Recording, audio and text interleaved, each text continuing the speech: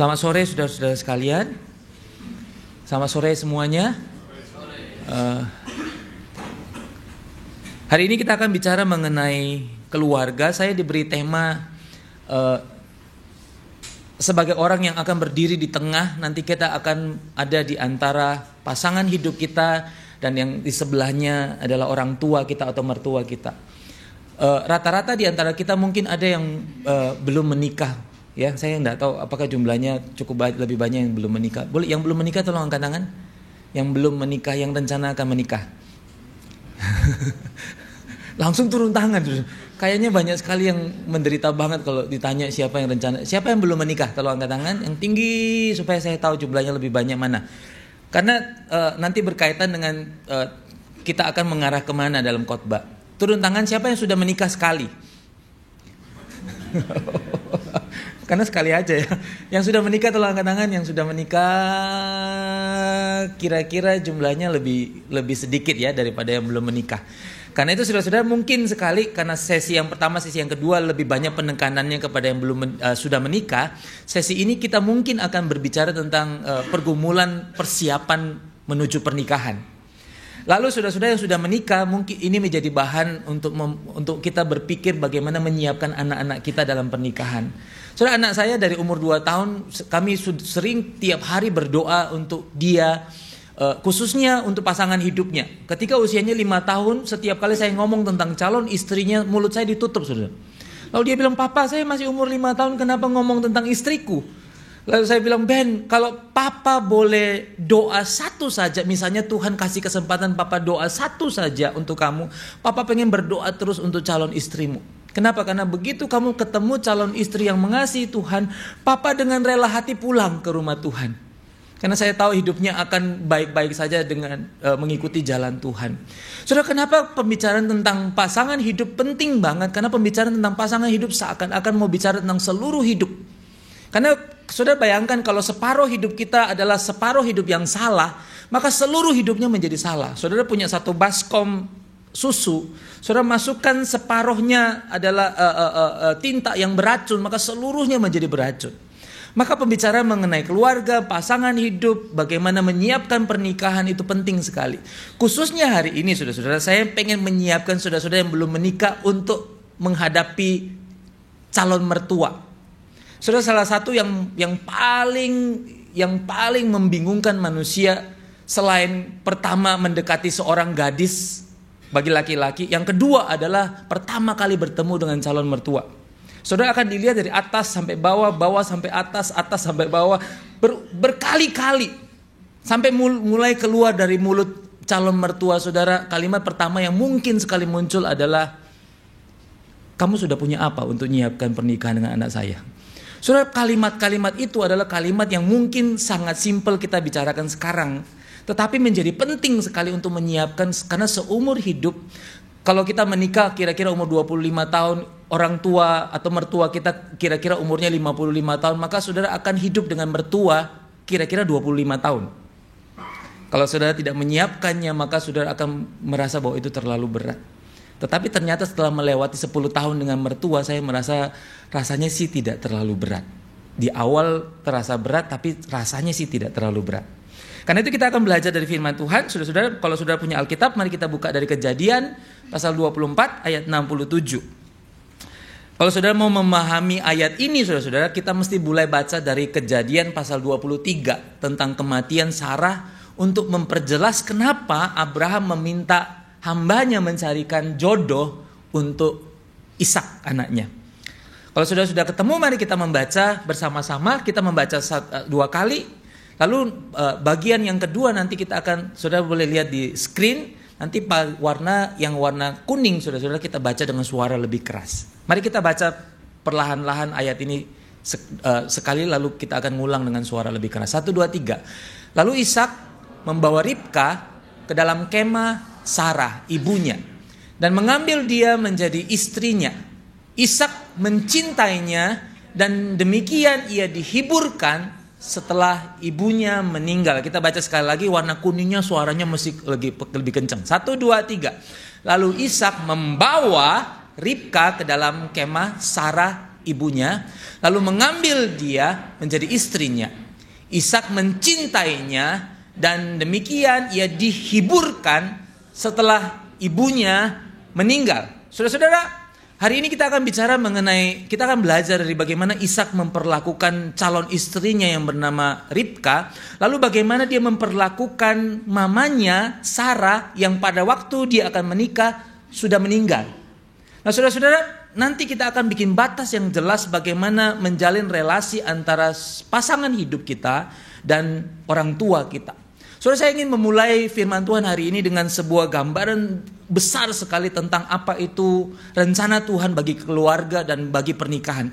Saudara tahu pada waktu Tuhan menciptakan keluarga, Tuhan tidak menciptakan keluarga hanya untuk kebaikan dalam satu kelompok kecil. Ada papa, mama, anak-anak. Tidak, saudara. Keluarga diciptakan oleh Tuhan untuk sebuah rencana besar yang disebut dengan rencana keselamatan.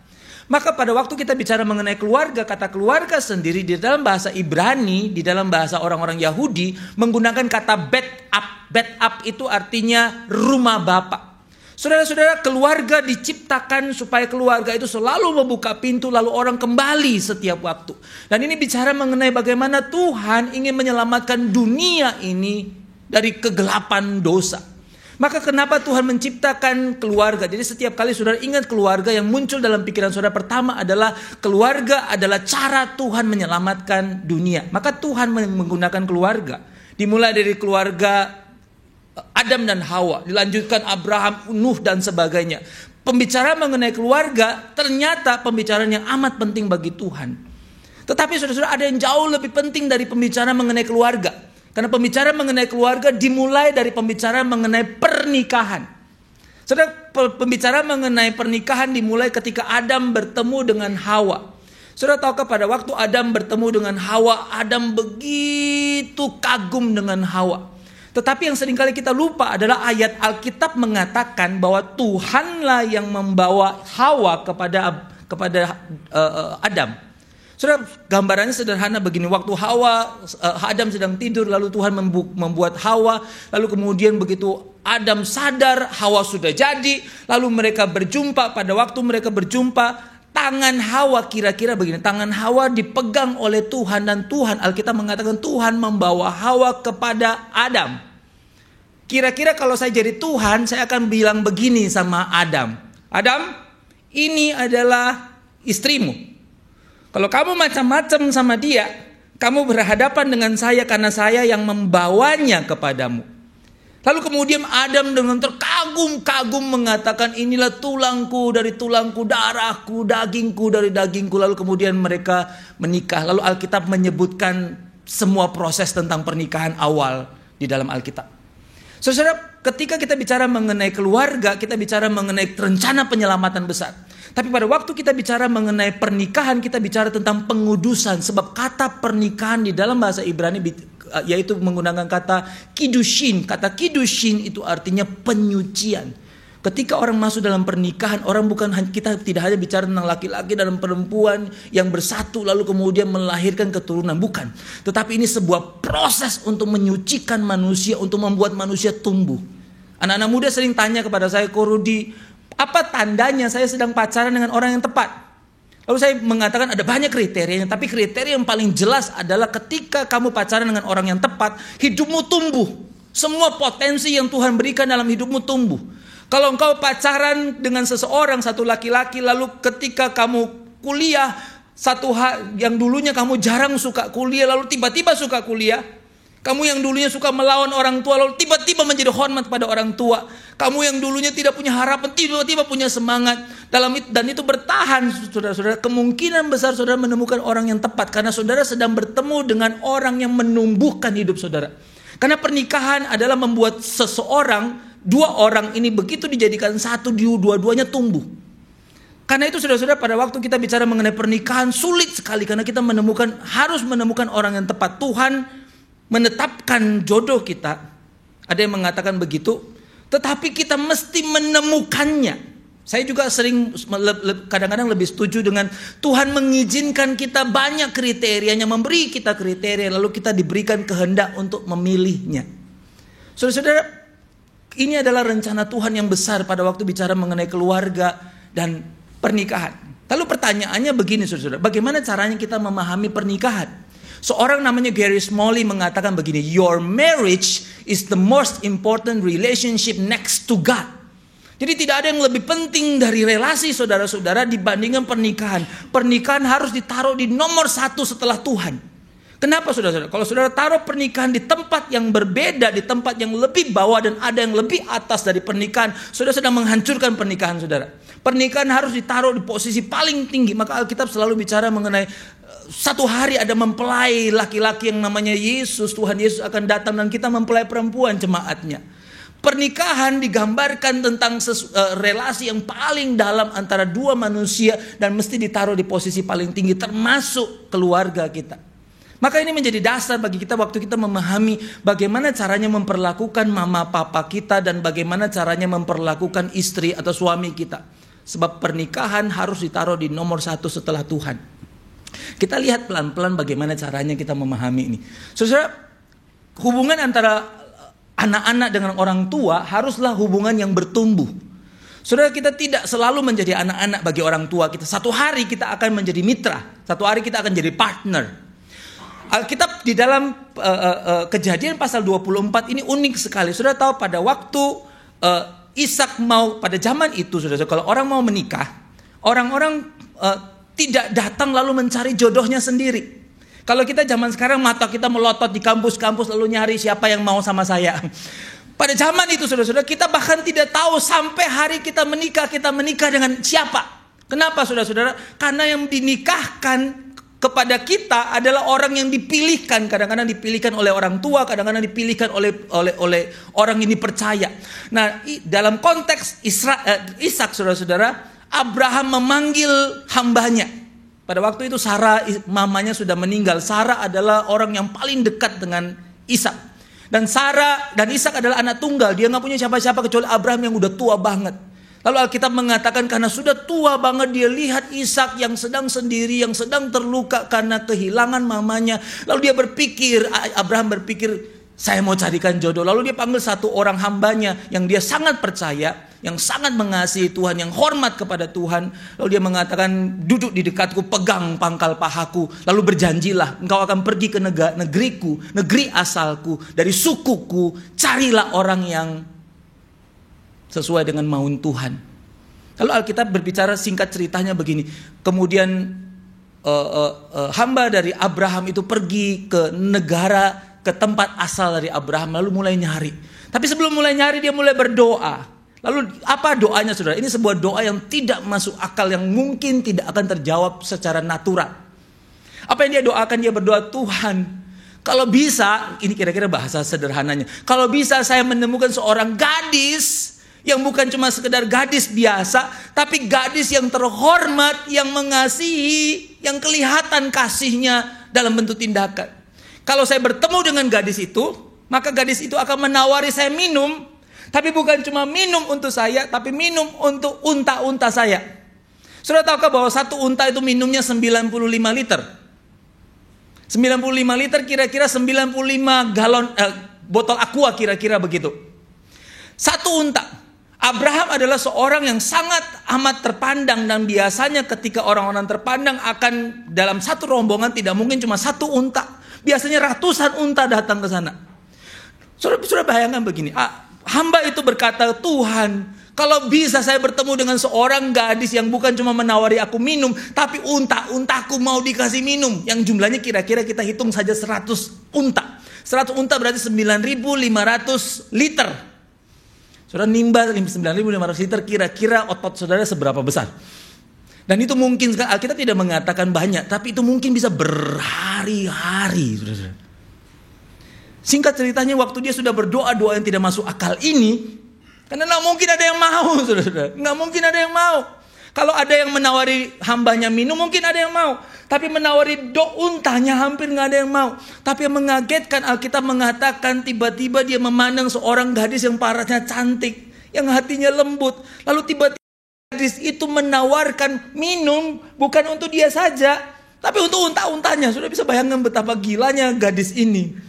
Berapa kuat ototnya. Lalu dia mulai menimba satu-satu hamba Abraham hanya memperhatikan sambil mengatakan ini kayak jawaban doa. So, kira-kira kalau dia bekerja sekuat tenaga mungkin dia menghabiskan waktu 4 hari untuk menimba air dengan seluruh kekuatan, lalu begitu selesai menimba air badannya seperti Arnold Schwarzenegger.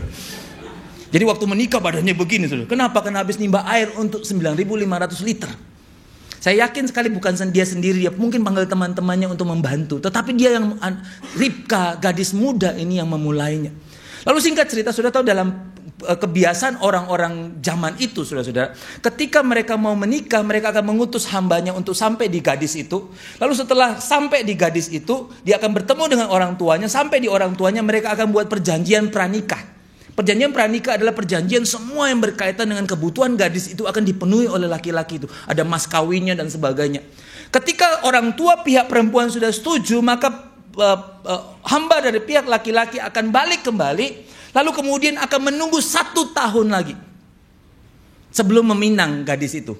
Ketika dia sudah setuju, lalu ada materainya di sana, berarti gadis itu sudah bertunangan dengan dia. Dan gadis itu ketika bertunangan dengan laki-laki yang dia belum pernah temui, dia tidak lagi berjalan dengan laki-laki lain ketika dia hidup sehari-hari. Lalu yang dilakukan oleh gadis itu ketika menunggu 1 tahun adalah dia mesti berjaga-jaga. Sebab laki-laki yang akan menikah dengan dia akan datang sewaktu-waktu. Saudara masih ingat cerita tentang 5 gadis bijaksana, 5 gadis bodoh yang diceritakan tiba-tiba mempelai laki-laki itu datang. Keadaan orang Yahudi kira-kira kayak begitu, saudara-saudara. Tiba-tiba laki-laki itu datang lalu mendapati. Saudara bisa bayangkan kalau tiba-tiba lagi mendapati lalu sampai di sana gadis itu lagi main game. Saudara, gadis itu sepanjang 1 tahun selama berbulan-bulan menyiapkan diri. Jangan-jangan hari ini, jangan-jangan hari ini, jangan-jangan hari ini. Kenapa, saudara? Karena dia menunggu waktu itu, waktu tiba hari pernikahan. Lalu singkat cerita gadis itu akan dijemput. Lalu setelah gadis itu dijemput akan dibawa ke orang tuanya untuk diperkenalkan. Saudara, gadis itu saudara-saudara dalam kondisi mukanya rata-rata masih ditutupi. Jadi Ishak, saudara-saudara, tidak bisa lihat gadis itu. Tapi gadis itu bisa lihat Ishak. Alkitab mengatakan gadis itu, Ribka itu melihat Ishak turun dari kudanya, turun dari keledainya. Singkat ceritanya saudara-saudara, sesampai di rumah Abraham, Alkitab tidak mengatakan yang lain, tetapi Alkitab mengatakan Ishak membawa Ribka ke kemah Sarah. Saudara tahu kemah Sarah itu sudah kosong selama 1 tahun terakhir. Karena kemah itu sudah tidak ada penghuninya, karena Sarah sudah meninggal dunia. Tetapi kemah itu dibiarkan di sana sebagai peringatan, sebagai ingatan, sebagai memori indah bahwa dia punya mama yang mengasihi Tuhan. So sebelum pernikahan, kenapa Ishak perlu membawa Ribka ke kemah kosong itu? Lalu kemudian setelah di kemah kosong itu yang tidak ada orang, lalu Ribka, Alkitab mengatakan lalu Ishak menikahi Ribka, mengambil dia, mencintai dia, lalu kemudian dia dihibur. Saudara-saudara, pembicaraan tentang itu ingin mengatakan begini. Ishak mengambil Ribka, membawanya kepada Sarah yang sudah meninggal dunia untuk menjadi sebuah tanda dan mengatakan begini, Mama, dulu hidupku dengan Mama. Tapi sekarang aku sudah menemukan seorang yang mengasihi Tuhan, yang akan menggantikan, yang akan melanjutkan pekerjaan Mama dalam bentuk lain. Dan sekarang saya akan balik badan dengan membawa gadis ini untuk meninggalkan kemah ini. Saudara, relasi antara orang tua dan anak haruslah relasi yang tumbuh. Kalau saudara-saudara tidak tumbuh, maka saudara akan terus jadi anak. Saudara-saudara, relasi yang pertama yang kita alami dari orang tua kita adalah relasi anak yang dilindungi. Pada waktu kecil kita dilindungi, semua kebutuhan kita dipenuhi. Lalu ketika kita mulai lebih besar pada usia remaja, kita bukan lagi menjadi anak yang dilindungi. Kita gak mau lagi dilindungi. Saudara-saudara, kalau saudara punya anak pada waktu kecil dicium di depan orang, anak itu suka. Tapi begitu anak saudara sudah remaja, maka ketika sudah cium di depan teman-temannya, dia mungkin suka tapi dia marah. Sebab dia, saudara-saudara, ada di antara kalian yang kalau dicium oleh mama atau papa di depan teman-teman, kalian masih senang. Rata-rata nggak senang lagi. Kenapa? Karena remaja pengen bilang gini, "Ma, aku bukan anak kecil lagi, jangan cium di depan temanku. Karena sekarang aku remaja dan aku bukan anak, tapi aku sahabat." Saudara, perubahan dari anak menjadi sahabat itu perlu pengorbanan, karena mama dan papa pelan-pelan perlu melepaskan tangannya untuk membiarkan anaknya mengeksplorasi dunia. Saudara bisa bayangkan kalau sampai umur 28 tahun mamanya masih sibuk ngurusi anaknya. Anaknya lulus kuliah dari universitas, lalu mamanya bingung nyariin kerja buat anaknya, anaknya sibuk main game. Lalu kemudian mamanya bilang, lu udah dapat pekerjaan. Anaknya cuma bilang, tolong mama wawancara, kalau berhasil saya tak masuk. So, tiba-tiba anak itu tetap jadi anak sampai usia 28 tahun, saudara-saudara. Padahal yang benar pada waktu anak menginjak usia besar, mereka bukan anak lagi, tetapi mereka sahabat. Dan pernikahan mengubah semuanya, karena pernikahan membuat seorang anak menjadi mitra.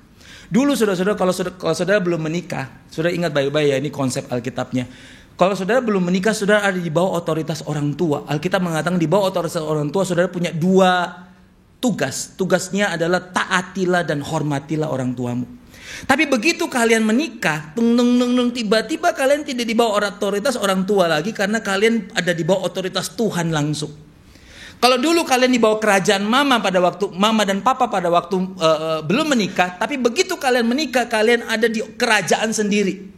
Saudara bisa bayangkan kalau saudara punya kerajaan sendiri, papa mama punya kerajaan sendiri, lalu satu hari papamu datang atau mamamu datang ingin mengobak-abrik kerajaanmu, kira-kira apa yang kamu akan lakukan? Kalian izinkan kalau kalian adalah tawanan. Tapi kalau kalian ada raja yang baru di kerajaan itu, kalian akan bilang, mama, papa, duduk. Ini rumah yang ditata oleh istriku. Mama jangan pindahin apa-apa. Soalnya kata-kata itu biasanya melukai orang tua, ketika orang tua sulit sekali melepaskan anak. Saya kasih gambaran begini, saudara. Saudara coba lihat grafik ini. Grafik ini ingin mengacu, kalau yang warna hitam ini adalah apa yang orang tua lakukan. Semakin usianya anak bertambah, yang orang tua lakukan semakin sedikit. Soalnya lihat, ketika umur 0 sampai 10 tahun, orang tua punya otoritas banyak banget. Melarang, mendisiplin, mengarahkan. Tapi setelah usia 10 tahun sampai kira-kira usia 25 tahun, anak-anak diberikan kesempatan yang kedua. Yang pertama adalah usia masa perlindungan. Anak-anak dilindungi, dicukupkan kebutuhannya. Pada masa yang kedua adalah masa persiapan. Dan masa persiapan ini adalah masa yang paling sulit, karena masa persiapan adalah masa mengizinkan anak berbuat salah. Masa persiapan adalah masa mengizinkan anak gagal. Dan bagi orang tua zaman sekarang, mendengar anak gagal adalah sesuatu yang mengerikan sekali. Kalau saudara-saudara suka duduk, saudara-saudara, saya seringkali memimpin seminar orang tua pada waktu pembagian raport. Biasanya kalau mereka belum acara seminar, mereka lagi duduk di depan sekolah. Saudara tahu kira-kira mereka bicara tentang apa? Rata-rata bicara mengenai prestasi anak-anaknya. Saudara-saudara, seringkali anak-anak dijadikan cara untuk membangun hidupnya orang dewasa, orang tuanya. Lalu saudara-saudara, masa anak-anak yang harusnya diizinkan untuk gagal menjadi tidak berhasil, karena anak-anak tidak diizinkan untuk gagal. Saudara yang lahir dari keluarga yang papa atau mamanya otoriter, yang apa saja tidak mengizinkan kegagalan, saudara tahu bagaimana pedihnya. Saudara-saudara, masa persiapan ini adalah masa pelan-pelan orang tua mulai melepaskan tangan saudara. Lalu saudara masuk ke dalam masa yang paling membebaskan, sekaligus masa yang paling sulit. Masa membebaskan ini adalah masa ketika saudara menikah. Saudara, masa menikah adalah masa melepas, dan orang tua dengan tanda kutip tidak lagi memegang dengan meskipun dengan lembek, tetapi benar-benar melepaskannya. Saudara-saudara, prinsip ini adalah prinsip yang seringkali tidak berhasil dilakukan orang tua, karena sampai anak-anak sudah besar, mereka sudah menikah, orang tua masih sibuk untuk mengurusi anak-anak. Saudara-saudara, prinsip yang pertama adalah kita mesti memastikan apakah kita tumbuh relasi kita sebagai anak. Saya mau tanya saudara-saudara, rata-rata usianya mungkin sudah 20 tahun. Apakah saudara masih diatur orang tua sampai usia begini? Apakah kalau ada apa-apa saudara mesti tanya orang tua sebelum mengambil keputusan? Saudara, seringkali kita nggak berani ngambil keputusan, ngambil sesuatu karena kita takut melakukan kesalahan. Saudara, pada waktunya nanti saudara mesti dengan sengaja melepaskan diri pelan-pelan dari otoritas orang tua. Tetapi sebelum menikah, saudara tetap ada di bawah otoritas orang tua. Saudara-saudara, dari seorang yang jadi anak lalu kemudian disiapkan, saudara sekarang jadi orang yang sederajat, yang menjadi mitra. Saudara-saudara, dari ini saudara-saudara, lalu muncul pertanyaan yang kedua, bagaimana caranya orang tua bisa melepaskan anak-anak? Sebab kalau kita tidak melepaskan anak-anak, saudara-saudara, saya ingat satu waktu ketika di rumah kami menyewa sebuah rumah kecil, lalu menyediakan barang-barang di dalam rumah itu dengan seminim mungkin. Karena pikiran kami adalah akan pindah beberapa kali sebelum kami berangkat untuk misi. Singkat ceritanya, saya beli sebuah kulkas kecil, saudara-saudara. Lalu saya taruh di rumah, lalu saya pergi mengajar. Lalu pada sore harinya saya kaget karena kulkas itu sudah ada di luar ruangan. Ternyata mama mertua saya berpikir untuk mengganti kulkas kecil itu dengan kulkas yang bagus. Lalu singkat cerita, tanpa persetujuan kulkas itu dikeluarkan, lalu kulkas baru dimasukkan dengan pikiran bahwa kulkas itu akan diambil berikutnya. Lalu ketika mobil yang datang mengambil kulkas, harusnya mengambil kulkas saya berdiri di depan rumah, lalu kemudian mempersilahkan sopirnya mengambil kulkas yang baru. Lalu saya minta sopirnya itu membantu saya memasukkan kulkas saya yang kecil itu kembali ke dalam rumah. Saudara bisa bayangkan apa yang terjadi kemudian? Ada konflik dengan mertua. Tetapi itu menjadi awal, saudara, itu awal pernikahan yang mengagetkan. Saya selama ini kan belum punya mertua. Saudara yakinkah bahwa saya nggak pernah punya mertua? Kan menikahnya baru sekali. Saudara, selama belum punya mertua, kita bayangkan bahwa nggak akan terjadi kayak gitu. Saudara bisa bayangkan kalau satu waktu ketika yang saudara putuskan A, tiba-tiba ada orang dengan otoritas yang besar sekali mengubah otoritas itu. Maka yang saudara perlu lakukan sejak awal saudara menikah, saudara bikin batas jelas sekali yang membuat orang lain tidak boleh masuk ke batas itu. Saudara, kenapa kita perlu buat batas? Alkitab mengatakan di dalam Kejadian pasal 2 ayat 24. Ini adalah disebut masa melepaskan, dan rata-rata masa melepaskan sulit bagi orang tua dan sulit bagi kita. Saudara masih bergantung dengan orang tua, saudara mesti ingat bahwa ketika saudara menikah, saudara mesti benar-benar melepaskan diri dari orang tua. Alkitab mengatakan begini, saudara. Mari kita baca sama-sama ayat ini. 1, 2, 3. Sebab itu seorang laki-laki akan meninggalkan ayahnya dan ibunya dan bersatu dengan istrinya sehingga keduanya menjadi satu daging. Alkitab mengatakan, saudara coba bayangkan, ayat ini diperuntukkan untuk siapa? Adam dan Hawa. Betul ya? Pertanyaannya pada waktu itu, apakah Adam dan Hawa sudah punya mertua? Sudah punya orang tua? Lalu oh iya, ternyata ayat sebelumnya mengatakan, maka sebelum Tuhan menciptakan Adam dan Hawa, Tuhan menciptakan orang tua Adam dan Hawa. Tapi sebelum Tuhan menciptakan orang tua Adam dan Hawa, Tuhan menciptakan kakek nenek Adam dan Hawa. Sebelum Tuhan menciptakan kakek nenek Adam dan Hawa, Tuhan menciptakan buyut Adam dan Hawa. Tidak, saudara-saudara. Alkitab hanya mengatakan Adam dan Hawa, dan gak ada orang lain. Tetapi kenapa ayat ini muncul pada waktu belum ada manusia di dunia? Apakah Tuhan sedang berangan-angan, saudara? Yang pasti adalah ayat ini dibuat ketika hanya Adam dan Hawa. Tujuannya pasti bukan untuk Adam dan Hawa saja, tapi untuk kita pada zaman sekarang, untuk mengatakan bahwa pernikahan adalah sebuah batas yang kita buat jelas banget antara kita dengan orang tua. Saudara, Alkitab memulainya dengan seorang laki-laki akan meninggalkan orang tuanya. Kata meninggalkan, saudara, menggunakan kata azab, yaitu to loosen. To loosen itu kira-kira gambarannya adalah pada waktu saudara kalau lihat ada mur, lalu mur itu pelan-pelan dilepaskan, lalu kemudian lepas. Lalu kemudian setelah lepas baru kita siap menikah. Kenapa kita siap menikah? Karena pada waktu sudah lepas kita akan tancapkan mur itu di dalam relasi kita dengan istri atau suami kita. Orang yang dalam proses membuka mur itu sudah sedang tidak siap untuk menikah. Kenapa? Karena dia menikah dalam persiapan pernikahan, lalu kemudian menikah, lalu kemudian masih, kalau dia sedang ngambek, dia bisa lari pulang ke rumah orang tuanya. Saudara tahukah bahwa orang tua adalah wasit paling buruk? Kecuali orang tua saudara adalah konselor pernikahan, dia juga tetap wasit yang buruk. Maka meskipun orang tua saudara adalah konselor pernikahan seperti saya, maka ketika saya sudah berdoa, saya sudah ngomong sama istri saya, kalau anak saya nanti bermasalah, keluarganya lagi konflik, dia nggak boleh cari papanya, meskipun papanya konselor pernikahan. Kenapa? Karena papanya adalah wasit yang buruk. Sudah tahu kenapa orang tua adalah wasit yang buruk? Saudara lagi ada masalah dengan suami atau istri saudara pergi ke rumah orang tua, lalu saudara cerita. Kira-kira apa tanggapan orang tua? Orang tua akan bilang, kamu kayak gitu, kamu salah pilih, kayaknya tinggalkan saja, mama carikan lagi di pasar banyak. Kayaknya banyak loh, engkoh di pasar yang mau jualan sayur, mau jualan ikan, tinggal pilih karena mama punya banyak mitra di sana. Saudara yang disebut dengan loosen, meninggalkan orang tua adalah saudara mesti pastikan posisinya sudah terlepas murnya, baru saudara menikah.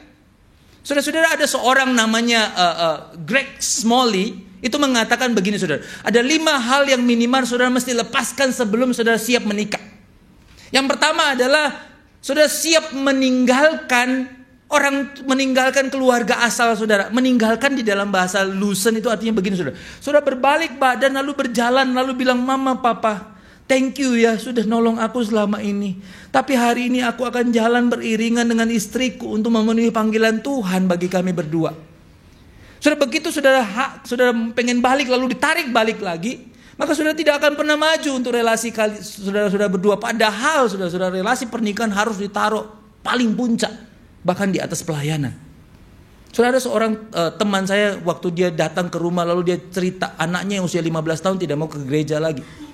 Karena dia bilang papanya setiap hari ada di gereja, tidak pernah pulang ke rumah. Papanya bekerja dari pagi sampai sore, lalu dari sore sampai malam pergi ke gereja. Papanya adalah ketua majelis, mamanya adalah ketua komisi wanita yang ngurusi semua hal di gereja. Lalu anaknya usia 13 tahun setiap hari di rumah dengan adiknya sendirian. Lalu mereka bilang, "Kami gak mau lagi ke gereja karena gereja mengambil mama papa." Saudara, seringkali kita salah kaprah lalu kita berpikir bahwa Tuhan, yang paling mengerikan dari cerita ini adalah mamanya kemudian dudukkan anak-anak. Lalu mamanya mengatakan begini, "Kamu harus lebih sayang Tuhan daripada dirimu sendiri." Apa sayang Tuhan? Kamu harus izinkan papa mama melayani Tuhan. Kalau kamu tidak mau mengizinkan papa melayani Tuhan, berarti kamu gak sayang sama Tuhan. Saudara, anak ini merasa bersalah. Kenapa saudara? Karena dia butuh mama papanya, tapi di waktu yang lain papa mamanya menggunakan otoritas ini untuk mengatakan kamu harus relakan orang tuamu untuk diambil oleh gereja. Saudara, itu mengerikan sekali karena Alkitab mengatakan tidak begitu. Saudara, kalau saudara taruh pelayanan, saudara boleh taruh pelayanan di nomor-nomor kesekian. Yang harus ditaruh di atas adalah relasi di dalam keluarga. Yang kedua, saudara, bukan hanya meninggalkan keluarga asal. Yang kedua adalah meninggalkan persahabatan. Orang yang siap masuk dalam pernikahan adalah orang yang sudah siap melepaskan persahabatan yang selama ini mengikat dia. Saudara, ada seorang yang mungkin akan bilang begini, "Kenapa istri saya melarang saya pergi malam-malam? Hari Senin saya cuma badminton, hari Selasa saya futsal, hari Rabu saya karate, hari Kamis saya balet." Hari Jumat persekutuan pemuda senior, karena sudah senior banget. Hari Sabtu pergi persiapan ke gereja untuk ibadah hari Minggu. Lalu tiba-tiba istrinya mengatakan, "Kenapa kamu selalu pergi?" Saudara, dia lalu mengatakan, "Bukankah sebelum menikah saya begini? Bukankah sebelum menikah saya sudah pergi malam dengan teman-temanku? Kamu jangan ganggu saya." Saudara-saudara, ketika orang sudah siap menikah akan mengatakan relasi persahabatan ini ditaruh di bawah pernikahannya. Sebab orang yang siap menikah menaruh pernikahan di posisi nomor 1. Lalu yang berikutnya, saudara-saudara, ini yang paling bahaya. Saudara yang baru putus cinta, saudara, lalu pacaran lalu menikah, saudara ingat baik-baik, relasi dengan mantan itu berpengaruh besar sekali dalam relasi saudara dengan istri saudara. Maka living past romantic love, atau yang berikutnya, saudara-saudara, yang saudara kadang-kadang kita nggak sadar sebagai orang Kristen adalah begini. Relasi kita dengan lawan jenis tidak lagi sama ketika kita belum menikah. Dulu sebelum menikah kita foto-foto, selfie dengan gandengan dengan gadis-gadis, saudara-saudara. Ketika saudara-saudara sudah menikah, saudara tidak lakukan itu lagi. Saudara tahu kenapa? Karena begitu sudah foto-foto dengan banyak gadis, karena kebanyakan pengurus pemuda kebanyakan para gadis. Saudara begini-begini, saudara, di sana ada seorang anak perempuan sedang merungut lalu mengatakan, "Tunggu sebentar lagi." Saudara-saudara, ketika kita memutuskan menikah, salah satu syaratnya adalah kita punya keberanian untuk meninggalkan, termasuk mengantar seorang gadis untuk pulang. Ada seorang hamba Tuhan, saudara-saudara, yang dalam konseling akhirnya istrinya berpikir untuk bercerai. Hamba Tuhan ini sangat baik. Dia sampai tidak bisa menolak untuk mengantar jemaatnya pulang. Dan akhirnya bertahun-tahun lalu kemudian relasinya menjadi lebih dalam karena hamba Tuhan ini menjadi teman curhat.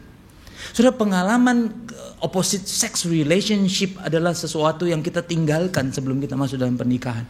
Lalu ada yang bilang begini, "Kak Rudi, kalau begitu apakah kita gak punya teman lagi?" Kemungkinan besar ketika kita menaruh pernikahan kita di atas, kita kehilangan banyak hal yang kita suka. Pertanyaannya, kita siapkah? Yang keempat, saudara-saudara, yang keempat adalah living your single lifestyle. Single lifestyle adalah begini. Kalau libur sebelum menikah, aku bisa bangun jam 11 pagi. Pagi ya? Pagi supaya kelihatan lebih halus. Karena jam 8 sudah siang, saudara-saudara. jam 11, jam 12 lalu bilang, aku ya begini kalau sudah liburan, aku bangun siang. Sudah kalau sudah menikah sudah tidak begitu lagi. Karena begitu sudah bangun pagi, yang sudah pikir adalah bikin kopi bagi istri. Siapa yang bikin kopi kalau pagi rencananya? Ngomong-ngomong saya mau katakan, saya sampai hari ini masih bikin kopi buat istri saya setiap pagi. Karena terpaksa. Karena saya bangun paling subuh sudah.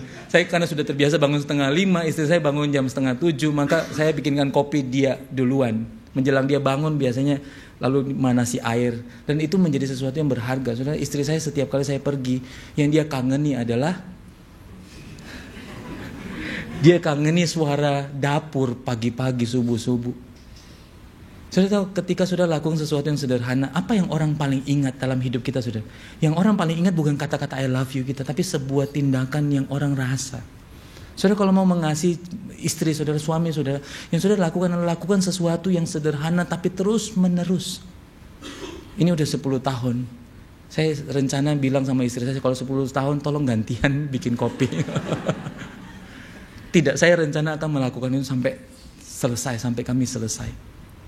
Lalu yang kelima, saudara-saudara, living, ini yang paling berat, living your past emotional baggage. Saudara, dalam hidup seringkali kita sebelum menikah kita bawa tumpukan beban kita, beban emosi kita. Dulu kalau ada apa-apa kita ngomong sama orang tua, kita ada apa-apa kita libatkan orang tua. Saudara, setelah sudah menikah, saudara tidak lakukan itu lagi. Sebab saudara akan menghancurkan pernikahanmu kalau saudara melibatkan orang asing masuk. Sebab orang tua adalah orang asing bagi pernikahan. Tidak ada orang menikah, di sini ada suami dan istri tiba-tiba nongolin mertuanya satu saja. Orang tua adalah orang asing bagi pernikahan. Sebab pernikahan hanya laki-laki dan perempuan di dalam pernikahan dan di posisi paling tinggi. Maka saudara-saudara, di atas seluruhnya perjuangan kita nomor 1 adalah memastikan pernikahan kita pernikahan yang sehat. Saudara tahukah hadiah yang paling istimewa bagi anak-anak? Kalau saudara punya anak, saudara tanya mereka pengen hadiah apa? Mereka mungkin bilang banyak hal. Tapi menurut penelitian mengatakan anak merasa hadiah terbesar mereka adalah ketika mereka lihat papa sayang mama. Saudara, kami suka, saya bukan orang tipe romantis, saudara. Istri saya bukan tipe orang romantis.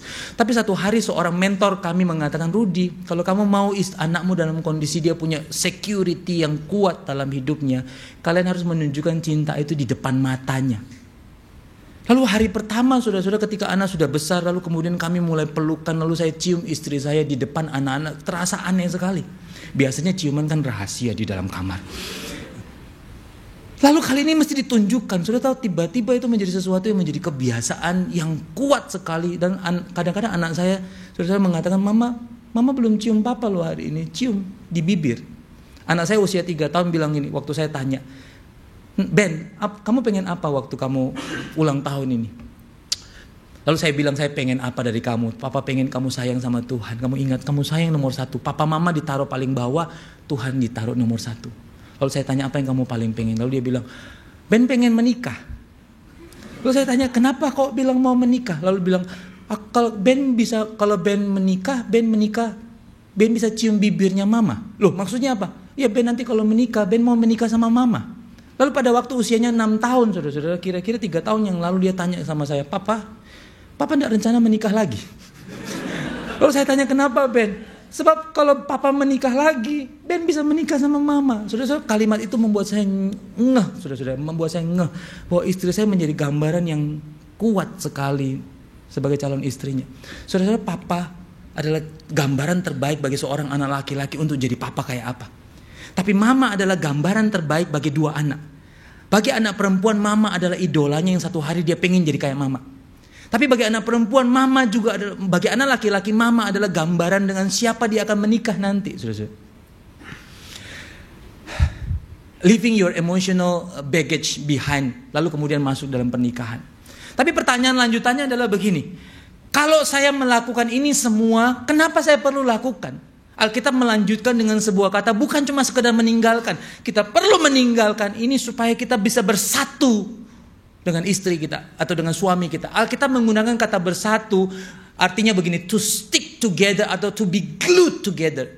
Saudara kalau pulang ke rumah tolong singgah di Indomaret sebentar lalu beli Alteco. Saudara tempelkan Alteco itu kira-kira 1 minggu. Minggu berikutnya hari Minggu ke depan, Sabtu sore begini, saudara lepaskan barang-barang di gereja. Saudara, yang terjadi adalah tiba-tiba semuanya berdarah. Pernikahan adalah dikhususkan dari satu laki-laki dan satu perempuan, dan ketika mereka diikat mereka tidak boleh dipisahkan lagi, karena ketika mereka dipisahkan mereka menghancurkan satu dengan yang lain. Saudara-saudara tahu kan, menurut penelitian perceraian menghancurkan bukan cuma suami dan istri, tetapi menghancurkan yang paling besar adalah anak. Dan anak yang paling dihancurkan dari proses perceraian adalah anak laki-laki. Saudara-saudara, pengalaman berkonseling dengan orang-orang yang bercerai membuat saya terus-menerus berpikir bahwa ini sulit sekali. Bagaimana menghadapi perceraian dan bagaimana anak-anak menghadapi perceraian orang tua. Tetapi saudara-saudara, kenapa kita perlu memisahkan diri? Kita perlu berbalik badan dari orang tua supaya kita bisa bersatu penuh dengan istri atau suami kita. Sebab pernikahan adalah tentang kesatuan, dan kesatuan itulah yang kemudian kita jaga seumur hidup. Lalu pertanyaan lanjutannya begini, Kak Rudi. Kalau begitu bagaimana memaknai perintah Tuhan yang lain? Perintah Tuhan ini mengatakan tinggalkan orang tua, bersatu dengan suami atau istrinya. Tetapi perintah yang lain mengatakan taatilah dan hormatilah orang tuamu. Mana yang benar? Mana yang mesti diikuti? Saudara-saudara. Saudara coba perhatikan menghormati dan kata mentaati orang tua adalah sesuatu yang sangat amat unik. Saudara, kalau lihat di dalam perjanjian lama, saudara-saudara, perjanjian lama di dalam 10 hukum, Alkitab menyebutkan hukum nomor 5 adalah hormatilah orang tuamu supaya panjang umurmu. Tetapi Alkitab tidak menggunakan kata taatilah orang tuamu di dalam 10 hukum itu. Tetapi kalau saudara baca di dalam Efesus pasal 6, Efesus pasal 6 menambahkan dengan kata taatilah orang tuamu. Saudara, kata taatilah orang tuamu bicara mengenai sesuatu yang amat khusus bagi anak-anak kecil kepada orang tuanya. Anak-anak yang dibawa otoritas. Saya kasih gambaran sederhana begini, saudara. Mari kita baca ayat ini dulu deh sama-sama. 1, 2, 3. Hai anak-anak, taatilah orang tuamu di dalam Tuhan, karena haruslah demikian. Hormatilah ayahmu dan ibumu. Ini adalah suatu perintah yang penting, seperti yang nyata dari janji ini, supaya kamu berbahagia dan panjang umurmu di bumi. Jadi kalau kita mau bahagia, kita mau panjang umur di bumi, Alkitab mengatakan 2 hal. Taati orang tuamu dan hormati mereka. Saudara, kata taati orang tuamu, saudara lihat bagian kalimat lanjutannya adalah taatilah orang tuamu di dalam Tuhan. Gambarannya sederhana sekali. Kalau ada sesuatu yang melawan perintah Tuhan, maka kita tidak lagi mentaati orang tua. Sudah bisa bayangkan kalau banyak sekarang orang tua meminta anaknya menceraikan suaminya. Kalau ada 10 perceraian di kota Surabaya, 7 diantaranya diinisiasi oleh perempuan. Tahu kenapa perempuan? Karena sebagian besar perempuan sudah sudah bisa menghasilkan uang untuk diri sendiri. Dari 10 pernikahan, 10 perceraian di Surabaya, 7 diantaranya diinisiasi oleh perempuan. Dan kalau ditelusuri lebih lanjut, penelitian mengatakan seringkali mereka bercerai karena nasihat dalam tanda kutip perintah dari orang tua. Alkitab mengatakan kita mentaati orang tua di dalam Tuhan. Ketika melawan prinsip Alkitab, kita tidak lagi mentaati orang tua. Tetapi Alkitab menggunakan kata yang kedua, hormatilah. Alkitab tidak memberi embel-embel di dalam Tuhan. Alkitab mengatakan hormatilah. Kalau saya gabung lanjutannya, dalam segala keadaan. Saudara, kita tidak taat kepada orang tua dalam segala keadaan, tetapi kita disuruh hormat kepada orang tua dalam segala keadaan. Kira-kira kalau di penjelasannya begini, saudara. Kata taatilah, saudara-saudara, menggunakan kata yang artinya mencemplungkan diri. Saudara bayangkan begini, kalau ada baskom besar sekali, anggaplah itu sebagai kolam kecil. Lalu kemudian saya mencemplungkan diri saya seluruhnya sampai kepala saya masuk ke dalam baskom itu sampai seluruhnya tenggelam. Itu yang disebut dengan mentaati. Mentaati itu artinya apa? Kita dibawa otoritas, kita dibawa perintah, kita dibawa wewenang, kita dibawa hukumnya orang tua. Itu yang disebut dengan mentaati orang tua. Lalu dilanjutkan begini, saudara. Kata menghormati orang tua agak unik. Kalau kata mentaati orang tua adalah begini. Ketika orang tua sudah menindih kita dengan berlawanan dengan firman Tuhan, kita mesti naik dari baskom itu dan mengatakan saya nggak bisa taat kepada papa mama lagi, karena saya melawan Tuhan kalau taat papa mama dengan cara itu. Saya hanya taat pada papa mama di dalam Tuhan. Tapi kata hormat itu unik sekali, saudara. Kata hormat itu bicara mengenai keadaan orang tua kita bagaimanapun kita mentaati. Saudara-saudara, kata taat itu kata hormatilah itu seperti seorang, saudara lihat permata ini. Diamond ini adalah namanya Koh Inur. Kenapa Koh Inur bukan Ci Inur? Kenapa Koh Inur? Mungkin karena jenis kelamin diamond ini laki-laki. Tapi Koh Inur ditemukan kira-kira 150 tahun yang lalu di sebuah desa namanya Pradesh di India. Sebuah desa kecil yang dimana awalnya hutan belantara, lalu orang mulai menemukan berlian. Satu waktu saudara-saudara, seorang ahli dari Australia datang ke Pradesh di India itu. Lalu ketika dia menatap satu bongkahan batu, dia menatap dan mengatakan ini berlian. Semua orang mentertawakan dia karena keadaan batu itu buruk sekali dan tidak ada tanda-tanda bahwa itu adalah berlian. Lalu dia menghabiskan waktu kira-kira 12 sampai 15 tahun untuk memoles. Sampai kemudian berlian, batu yang buruk itu menjadi berlian. Saudara-saudara, semua orang melihat itu cuma batu buruk. Tetapi seorang ahli melihat itu sebagai permata yang nantinya begitu mahal harganya. Koh Inur pada waktu itu kira-kira kalau uang sekarang dihargai kira-kira 11 triliun rupiah. Beberapa waktu yang lalu ada yang menawari Koh Inur lagi. Lalu ditanya berapa harganya Koh Inur sekarang. Pemiliknya mengatakan unestimated. Tidak terhingga. Kenapa tidak terhingga, saudara? Karena Koh Inur sekarang sudah nempel di jidat Ratu Elizabeth. Saudara tahu? Ratu Elizabeth punya mahkota yang sudah diturunkan dari generasi ke generasi kira-kira 100 tahun. Saudara. Ketika kurang lebih 1 abad. Dari di tengah-tengah mahkota itu ada Koh Inur. Koh Inur sudah tidak dijual. Karena Koh Inur melambangkan kehormatan Inggris, United Kingdom. Kalau Koh Inur dijual maka seluruh United Kingdom ada di bawah pemiliknya dan tidak terbatas harganya. Saudara, ketika orang yang pertama dari Australia melihat batu itu, saudara-saudara, semua orang hanya melihat itu sebagai batu yang buruk. Tetapi dia melihatnya sebagai batu berharga. Saudara, kata menghormati orang tua menggunakan kata ini, saudara. Setiap kali sudah kita melihat orang tua kita yang muncul dalam pikiran kita, mereka berlian. Ada yang tanya, Pak Rudi, bagaimana kalau dia menghina saya selalu?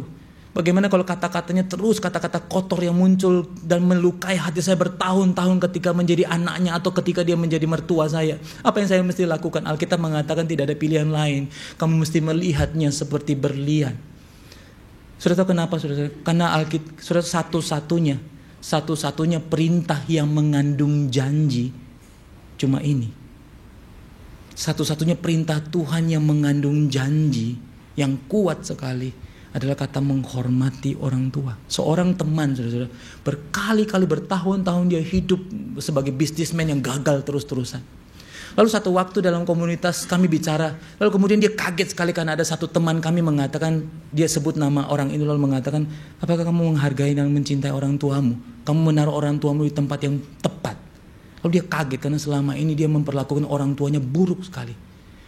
Lalu dia bilang, lalu pemimpin kami mengatakan, mentor kami mengatakan, kamu mesti pulang ke rumah. Kamu mesti menaruh orang tuamu di posisi terhormat. Karena dengan demikian Alkitab mengatakan kamu akan dapat janjinya. Sudah singkat ceritanya, sudah dalam pertobatan itu dia pulang, dia mengasihi orang tuanya, lalu rekonsiliasi dengan orang tuanya. Lalu tiba-tiba hidupnya berubah. Cara berpikirnya berubah. Bisnisnya pun berubah. Saudara-saudara, Alkitab ini mengatakan hormatilah orang tuamu dalam segala keadaan. Kata taatilah, saudara-saudara, di dalam Tuhan. Tapi kata hormatilah dalam semua keadaan. Supaya Alkitab mengatakan supaya kita berbahagia. Kata berbahagia, saudara, unik sekali. Karena kata ini artinya begini, hidup kita jadi penuh, lalu kita gak perlu apa-apa lagi yang lain. Ternyata, saudara-saudara, salah satu rahasia hidup orang Kristen yang sangat powerful adalah ketika kita belajar menghormati orang tua. Lalu bukan cuma sekedar berbahagia, tapi Alkitab mengatakan kamu akan panjang umurmu. Kata panjang umur, saudara-saudara, hanya digunakan di sini satu-satunya kali digunakan oleh Paulus di dalam ayat ini. Makrokronios. Makro itu sebuah jalan panjang yang gak ada ujungnya. Kronios sebuah waktu yang tidak berhenti-henti. Lalu kita bilang bagaimana mungkin yang disebut panjang umur adalah kita gak akan mati-mati. Bukan, saudara-saudara. Alkitab mengatakan kata makrokronios itu artinya begini. Bahwa hidupmu akan terus menerus berdampak sampai generasi-generasi berikutnya. Seorang mengatakan tadi setelah kebaktian kedua, saudara, benar kata Pak Rudi. Saya ingat benar bahwa ada seorang pernah mengatakan kepada saya, ketika saya hormat kepada orang tua saya, orang itu mengatakan anakmu akan lihat kamu, lalu anakmu akan menghormatimu. Saudara, ketika kita menghormati orang tua kita, satu waktu generasi di bawah kita akan melihat kita lalu mengatakan bagaimana mungkin papa mama bisa hormat kepada orang tua meskipun diperlakukan buruk, tetapi tetap bisa menghormati. So ini sebuah generasi, sebuah hasil yang panjang sekali, dan ini turun temurun dari satu generasi ke generasi yang lain. So Alkitab mengatakan hormatilah orang tuamu. Saya lompat bagian ini untuk mengatakan sebuah kesimpulan begini, saudara. Ada dua kesimpulan yang kita dapat dari 3 ayat ini. Yang pertama begini, saudara. Saudara mesti taruh, saudara ingat yang saudara belum menikah atau saudara sudah menikah, saudara mesti taruh pernikahan di atas semuanya. Semuanya di atas pernikahan, termasuk pelayanan, termasuk panggilan, termasuk misi. Pernikahan ada di atas. Lalu yang kedua, saudara-saudara, bukan hanya sekedar relasi kita dengan suami atau istri kita yang paling penting. Alkitab mengatakan relasi dengan orang tua harus menjadi relasi yang bertumbuh. Dulu orang tua kita mengurus kita. Satu waktu kita akan bilang, mama jangan khawatir, aku akan ngurus mama. Saudara, saya ingat jelas pada waktu kami kecil, saudara-saudara. Mama saya itu bekerja di 3 rumah sebagai pembantu rumah tangga. Mama dari mama saya adalah pembantu rumah tangga. Papa saya punya pembantu rumah tangga yang sudah tua, dan dia punya anak yaitu mama saya. Lalu kemudian papa saya menikah dengan anaknya pembantunya. Singkat cerita hidupnya nggak karu-karuan, sudah, karena papa saya dari keluarga sangat berada, mama saya dari keluarga sangat miskin. Lalu singkat cerita pernikahannya tidak berhasil, sangat sulit. Saya ingat pada waktu kami kecil, setelah papa dalam situasi yang sulit pada waktu itu, kami pindah ke rumah yang lain tanpa papa. Mama saya bekerja di 3 rumah sebagai pembantu rumah tangga. Dia bekerja dari pagi sampai sore, lalu waktu sore dia masak untuk menyiapkan makanan, lalu setelah selesai makan kami semua anak-anak diboyong ke pasar, karena mama saya jadi orang yang mengangkat tepung di pasar. Tetapi yang paling saya ingat adalah setelah selesai kami membantu di pasar sebagai kuli. Setelah selesai semuanya kami duduk di depan toko. Mama saya setiap hari melakukan yang sama. Dia belikan kami es krim murah. Zaman itu es krim Miami sangat amat terkenal. Belum ada Walls dan sebagainya. Miami, sudah tahu Miami? Es krim yang warnanya kuning, yang mungkin ibu-ibu zaman yang zaman milenial mungkin tidak tahu ya. Yang tahunya RMB ya. Baskin Robbins, BR, nggak boleh sebut merek ya. Singkat ceritanya, saudara-saudara, kami duduk makan di sana dengan es krim itu. Saya ingat jelas setiap hari, setiap malam kami tidak punya apa-apa untuk pulang ke rumah. Sekolah pun kami mesti kerja. Saya kerja mulai dari kelas 3 SD, bekerja untuk sekolah. Setiap kali kami makan, mama saya itu belai-belai punggung kami satu-satu. Waktu saya besar, saudara, saya ketika ditanya oleh mahasiswa apa yang Ko Rudi paling ingat tentang orang tua, saya tiba-tiba menangis, saudara, karena saya ingat kejadian itu. Ketika saya menikah, saya bilang sama mama, apapun yang terjadi saya akan urus mama dengan baik. Mama pernah ngurus saya dengan begitu baik, sekarang giliran saya. Saudara, ada waktunya kita mesti balas apa yang orang tua kita lakukan. Orang tua kita bersusah payah, mungkin sekali mereka tidak tahu jadi papa, mungkin mereka nggak tahu jadi mama, mungkin karena mereka nggak tahu jadi papa dan mama, mereka melukai kita. Sudah ada waktunya, waktu sudah balas, sudah balik menghadap mama. Selama ini kita balik karena perjuangan kita dalam pernikahan. Satu hari waktu sudah balik, lihat orang tua sudah bilang begini, papa mama, thank you untuk semuanya. Sudah, waktu hidup kita nggak panjang, saudara. Ini kutipan yang mengingatkan saya jelas sekali. Love your parents. We are so busy growing up. We often forget they are also growing old. Kita sibuk dengan semua rencana hidup kita, tapi kita lupa orang tua kita bertambah tua. Dan orang tua kita tidak punya waktu yang panjang lagi dengan kita, saudara-saudara. Alkitab mengatakan Mazmur 90. Setiap kali saudara sudah kehilangan tujuan hidup, saudara mesti balik di Mazmur 90. Karena Mazmur 90 mengatakan hidup manusia itu pendek, saudara-saudara. Kita merencanakan sesuatu, tidak ada besok, seakan-akan tidak ada besok. Alkitab mengatakan manusia itu kayak debu. Sekarang ada, besok sudah nggak ada. Tiba-tiba sudah hilang. Tertiup angin, kembali jadi debu. Alkitab mengatakan manusia itu seperti rumput yang pagi begitu cantik, malam, sore sudah lisut, sudah layu, sudah kering. Alkitab mengatakan manusia itu seperti uap, napas yang sekarang ada dihirup begitu segar, lalu tiba-tiba mana? Nggak ada lagi. Lalu Alkitab melanjutkan dengan menutup bagian ini dengan mengatakan kalimat yang sangat sederhana. Coba kita baca ayat ini, saudara-saudara. 1, 2, 3. Ajarilah kami menghitung hari-hari kami sedemikian, sehingga kami beroleh hati yang bijaksana. Alkitab di dalam terjemahan yang lebih literal mengatakan begini. Ajarilah saya menghitung sisa pagi, sisa siang, sisa malamku, supaya saya siap sedia kehilangan. Saudara-saudara, kenapa kita perlu menghitung waktu yang tersisa? Karena kita akan siap sedia kehilangan. Saudara-saudara, sebagai orang tua, satu hari kita akan melepaskan tangan anak kalau mereka pergi menikah, ataupun kalau mereka akan kembali ke rumah Tuhan. Kita pegang tangan mama pada waktu Imlek. Saudara tahukah pada waktu Imlek saudara serahkan sedang melepaskan dan mengatakan belum tentu ada Imlek tahun berikutnya. Sebab Alkitab mengatakan waktu hidup manusia begitu pendek. Karena itu hitung sisa pagi, sisa siang, sisa malam, supaya kita siap melepaskan. Melepaskan sangat menyakitkan, saudara. Seorang mahasiswa pernah tanya kepada saya dan saya diam lama sekali. Seorang mahasiswa bilang begini, Ko Rudi, kalau Ko Rudi kehilangan Cemeri, istri saya, apa yang akan terjadi? Saya diam lama sekali, lalu air mata saya keluar dan saya bilang saya nggak tahu. Saya mungkin bisa gila. Saya tidak tahu apa yang akan terjadi ketika saya kehilangan istri saya. Tapi yang saya tahu, kami sudah sering ngomong ini, saudara. Dan istri saya nggak suka ngomong yang ini. Karena dia sering kali cubit saya gara-gara urusan begini, kekerasan dalam rumah tangga. Lalu dia mengatakan begini, satu hari waktu kami ngomong ini dia diam lama sekali. Lalu dia bilang, karena waktu kita pendek, kita mesti saling sayang lebih banyak. Saudara, anak saya waktu kami lihat anak-anak, kami bilang mereka akan tumbuh besar. Anak saya umur 9 tahun akan 10 tahun, bagaimana kalau tidak ada usia 10 tahun lagi, saudara? Saya umur 43. Tahun depan 44. Adakah 44 lagi, saudara? Kalau istri saya lagi ngambek, saya suka ngomong begini. Lalu dia balik, oh iya gak boleh ngambek karena mungkin belum ada 44. Saudara, kita mengatakan hitung sisa hari. Seorang teman hanya punya waktu 19 hari dengan bayinya. Bayi yang dinantikan 13 tahun. Ketika bayi itu lahir dalam kondisi sehat, lalu tiba-tiba dokter kaget di tengah-tengah antara otak kiri dan otak kanan ada tumor. Dalam waktu 2 minggu berkembang begitu cepat. Dimasukkan di ICU dalam kondisi tidak sadar, didoakan setiap hari. Sampai satu waktu setelah hari ke-19, tangan anak ini mulai menjadi dingin di tangan mamanya dan mamanya menangis. Lalu mamanya hanya mengatakan kalimat yang sangat amat mengharukan bagi kami karena kami ada di sana. Terima kasih Tuhan untuk 19 hari ini. Seorang teman, saudara-saudara, hanya punya waktu pernikahan 8 bulan.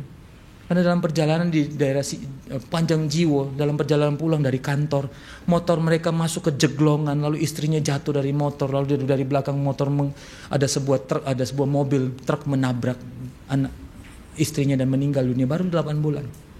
Kemarahannya 2 tahun sampai dia mengerti dan belajar melepaskan. Saudara, kenapa Tuhan Alkitab menggunakan Mazmur 90 ayat 12? Mazmur 90 ayat 12 hanya ingin mengatakan kita siap-siap melepaskan. Saya waktu ingat ayat ini, saudara, saya bilang jangan terlalu cepat Tuhan. Jangan terlalu cepat.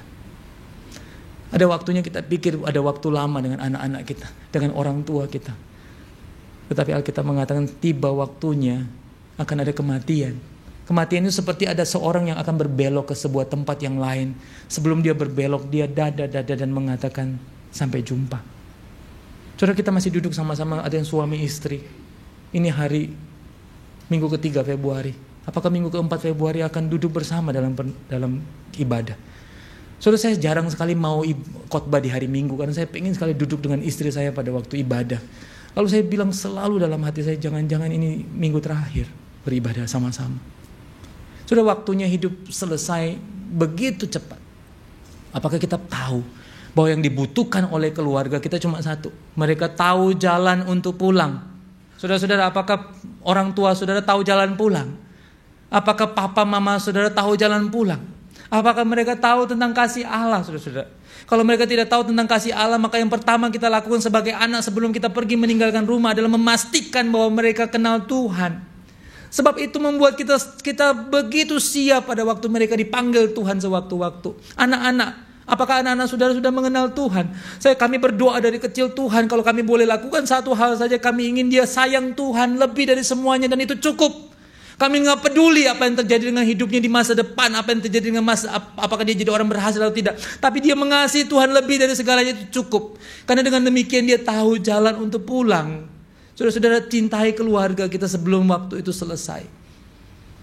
Lalu saya ingin tutup dengan sebuah cerita. Saudara-saudara, pemain musik boleh bantu saya mengiringi lagu terakhir sebelum tadi kita dengar firman Tuhan.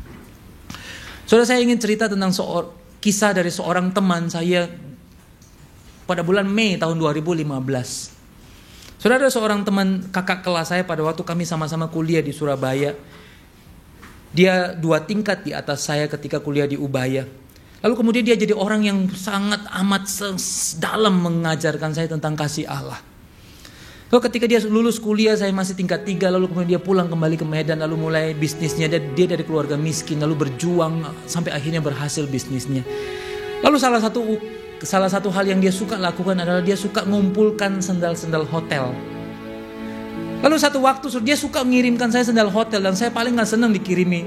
Karena itu istri saya sangat suka, istri saya punya filosofi begini, kita kumpul sekarang, nanti kita mungkin akan pakai. Dia kayak beruang kutub, saudara-saudara. Ngumpulkan sekarang karena nanti bisa pakai. Dan seringkali benar, saudara-saudara. Saya pikir ngasihkan orang, dibuang saja, jangan kumpul. Ternyata satu waktu dipakai. Itu istri yang baik, istri yang hemat maksudnya. Singkat ceritanya, saudara-saudara, begini. Satu waktu dia kirimi saya 12 sendal hotel dan saya kaget sekali kan dia tahu saya suka batik. Dan hari itu dia kirimkan sandal hotel yang bentuknya batik cantik-cantik, saudara-saudara. Kalau sudah pergi ke rumahnya di Medan, semua rumahnya itu ornamennya adalah ornamen sandal jepit, sandal hotel. Dia kalau ke gereja dia pakai sandal hotel. Sebelum naik mimbar untuk mimpin pujian dia ganti sepatu di gereja. Tapi dia datang ke gereja dengan sandal hotel. Dia pecinta sandal hotel. Saya khawatir kalau dia punya anak laki-laki dia akan beri nama sandal hotel. Saya pernah guyonan begitu dengan dia. Dan satu waktu ketika dia pada tanggal 5 Mei 2015 dia telepon saya. Lalu kami ngobrol lama sekali selama 2 jam. Lalu di bagian tertentu dalam ngobrol dia bilang, Rudy, kamu ingat kalau kamu masih bisa punya kesempatan sayang Mary, sayangi dia sebanyak mungkin. Lalu dia bilang, sandal itu sudah kamu terima, sudah kok. Lalu dia bilang, dia cerita filosofinya. Rudy, kamu ingat saya pernah cerita sandal hotel itu adalah sandal saya pakai di rumah setiap hari. Sebelum tidur, saudara-saudara, dia suka tidur di sebelah kiri, istrinya sebelah kanan. Saya juga setiap hari tidurnya di sebelah kiri, istri saya sebelah kanan. Jadi kalau jatuh istri saya yang jatuh duluan. Bukan saya di tempat yang jatuh. Saudara-saudara, dia mengatakan setiap kali dia mau tidur dia taruh sandal hotel itu di dalam, di bawah. Lalu lihat sandal hotel. Setiap kali dia lihat sandal hotel itu dia selalu jadi reminder dia untuk balik ke istrinya, untuk peluk dia dan berpikir jangan-jangan ini pelukan terakhir dan doa terakhir malam itu. Lalu setelah kami ngomong-ngomong 2 jam, saudara, telepon dimatikan. Kira-kira 9:30 dia sudah siap-siap tidur. Dia taruh sandal hotelnya dengan begitu rapi di sebelah kiri tempat tidurnya. Dia lihat sandal hotel, dia balik ke istrinya, dia pegang tangannya untuk mulai doa dengan istrinya. Seorang Kristen yang sederhana hidupnya, tetapi berdampak besar sekali dalam hidup saya. Dia pegang tangan istrinya lalu mulai doa, lalu dia mulai peluk istrinya dan dia bilang thank you kepada istrinya. Lalu ada satu kalimat yang istrinya ngomong, istrinya belum nangkap waktu dia bilang sampai jumpa lagi. Lalu dia cium istrinya, lalu dia baring. 12:30 jantungnya berhenti. Usianya cuma 2 tahun di atas saya. Waktu jantungnya berhenti, lalu istrinya bangun pada pagi-pagi menemukan suaminya sudah tidak bergerak. Tiba-tiba istrinya ingat bahwa suaminya setiap hari, setiap malam menyiapkan hari terakhir. Saudara, begitu saya ingat sandal hotel itu ada 12 yang masih di rumah, saudara. Sandal hotel itu mengingatkan saya bahwa setiap saya lihat sandal itu, jangan-jangan ini hari terakhir dengan istri saya. Jangan ini hari terakhir dengan orang tua saya. Saudara, kalau saudara masih punya waktu makan dengan istri dalam makan malam, pergilah makan malam hari ini, jangan besok, jangan minggu depan, jangan bulan depan, jangan tahun depan, jangan tunggu anniversary, sehari ini. Saudara, kalau bisa singgah ke rumah orang tua untuk ngajak mereka makan atau hanya sekedar berdoa bagi mereka, singgahlah hari ini. Karena belum tentu ada besok. Karena Alkitab mengatakan tujuan kita menghitung pagi, siang, malam hanya supaya hati kita siap untuk melepas. Kita semua harus melepas satu-satu, saudara. Dan yang paling sulit adalah melepas orang yang kita paling sayang. Saudara, biarlah firman Tuhan hari ini mengingatkan kita semuanya. Berhentilah bertengkar dan mulailah mengasihi. Sebab waktu kita pendek banget. Mari kita tunduk kepala sama-sama.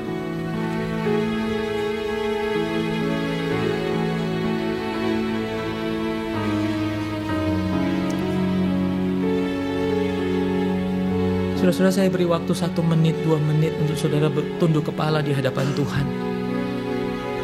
Apakah selama ini saudara datang dengan hati terluka karena perlakuan orang tua, perlakuan mertua, atau bahkan perlakuan pasangan saudara, atau perlakuan yang sudah dapat dari keluarga.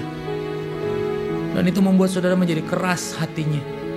Orang yang keras hatinya tidak punya kesempatan mengasihi. Saudara-saudara, hari ini lepaskan pengampunan. Izinkan Tuhan membalut luka-luka itu. Waktu kita pendek sekali, saudara-saudara. Biar waktu yang pendek ini kita pakai sebaik mungkin untuk mengasihi sebanyak mungkin.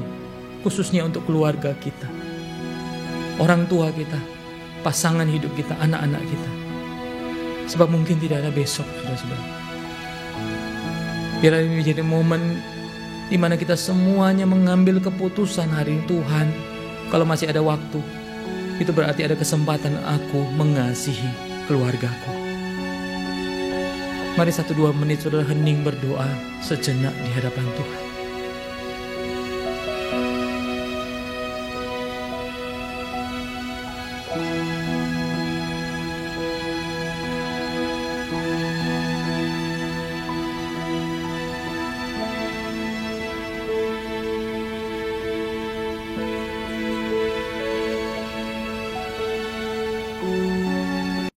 Tuhan, setiap kali kami membaca Mazmur 90 ayat 12, hati kami bergetar. Karena kami sadar waktu hidup kami pendek sekali Tuhan. Ada waktunya kami harus melepas. Tapi sebelum kami melepas, kami mau mencintai. Sebelum kami melepas, kami ingin mengampuni. Sebelum kami melepas orang-orang yang kami kasih untuk pulang ke rumah Tuhan, kami ingin membaktikan hidup kami mengasihi mereka. Tuhan, kalau kami sudah menikah, berikan kami kekuatan untuk menaruh pernikahan kami lebih dari semua relasi yang lain. Kalau kami sedang dalam persiapan pernikahan, bantu kami untuk mengingat bahwa pernikahan adalah relasi terpenting dalam hidup kami. Karena itu Tuhan, kami berdoa, biarlah kami semuanya dikuatkan. Dan kami semua menghitung sisa hari kami, supaya kami peroleh hati yang siap melepas. Terima kasih ya Tuhan. Berkatilah kami semua. Ada yang datang dengan pergumulan, dengan masalah, dengan hati yang terluka. Engkau Tuhan yang pulihkan kami. Terpujilah nama Tuhan. Di dalam nama Yesus kami berdoa. Amin.